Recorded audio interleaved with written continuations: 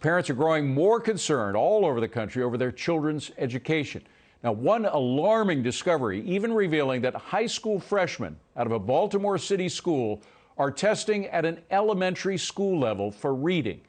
Joining me now is Darla Romfo, National President of the Children's Scholarship Fund, which has funded scholarships for over 300,000 needy kids. Darla, always a pleasure to see you. Thank you for coming in. I wish it was better news. You know, I had heard, it's just sort of anecdotal information, but I've got friends in the teaching profession. I used to be a teacher in Chicago, so I got a lot of friends in teaching. One of whom is in New Jersey, says that 80% of his class, because of all this remote learning, 80% of his class are failing junior high school class in both English and math. But he was told by his superiors, by the principal's office, to pass these students because they don't want to create a scene with parents. Are you hearing stories like that? Well, you don't even have to look at what's been happening in Chicago now or over the last 2 years. It's actually, David, been going on for much longer than that. If you look at all kids across the country, 4th grade and 8th grade, only a little over a third are proficient in math and reading, and that's been going on for a long time. So I'm kind of glad that everybody's seeing it now and understanding what's really happening, and it's waking people up. Last year, over 50% of parents said that they were either thinking about changing or going to change their child's school. And now we have over 74% of all voters and 80% of parents who believe in school choice, money following the child. That's a huge jump. So as bad as all these numbers are, they've been bad for a very long time, and it's only now that it's coming to the forefront and people are understanding it, and many people are seeing it, especially parents. Now, so much of this comes from the teachers' union. There's a lot of blame to go around, but the teachers' unions, they've done a great job in getting more money for the teachers. That's fine. I'm glad that happened. But as the money has increased, the quality of education has decreased, not only in terms of test scores, but in terms of what they're learning. Of course, as you famously said, this pandemic has pulled back the curtain, so we see who's controlling the levers of this, and we don't like it. But the teachers' union themselves, the great thing about school choice, it's the only way I know of to get around the teachers' union, no? It is the only way to get around the teachers union, and I love what Winsome Sears, the new lieutenant governor of Virginia, said. She's said, great. I want to fund children, I don't want to fund brick buildings.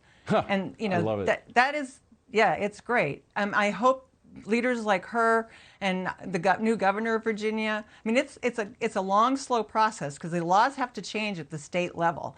And even Governor-elect Youngkin, he doesn't have necessarily the support he might need in the state legislature. But that's all the more reason for all the people that have seen this, the voters, the parents, go out, vote, ask people what they believe on this issue. And chances are, if they're with you on school choice, you're going to agree with them on a lot of other issues too. And that will be the change. It could change a lot of things in this country.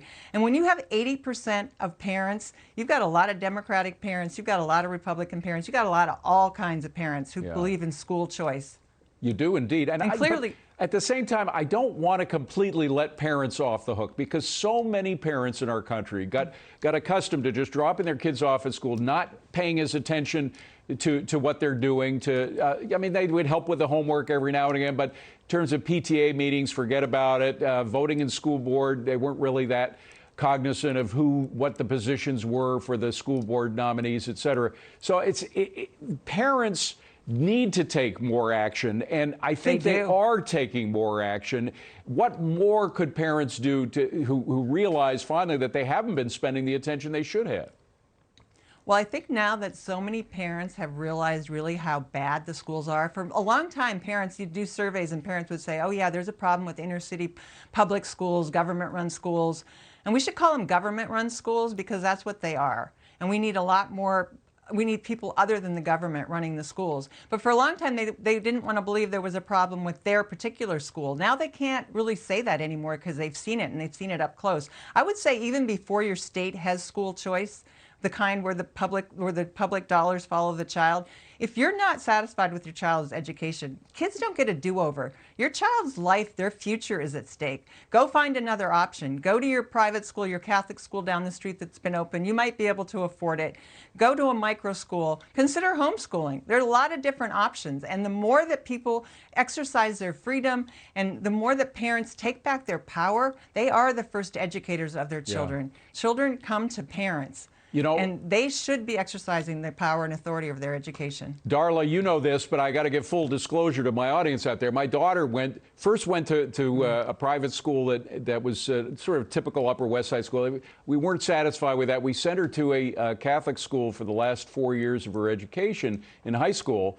And it was much cheaper, by the way, than the private school. It's much cheaper than what the public schools charge taxpayers for teaching, and they stayed open for the most part. And now the Supreme Court has allowed public monies, or has said that you should be able to use public monies for parochial schools if you want to. But there aren't enough to go around. Very quickly, what do we do about that? You only got 20 seconds. I believe that if we got open school choice, and in places where you do have more robust school choice, you attract new suppliers. You attract all the innovative minds in America who come forward and have all kinds of ideas. When you start digging around out there, there are a lot of people doing a lot of interesting things. There's something called the Acton schools. It costs about $5,000 a student to educate.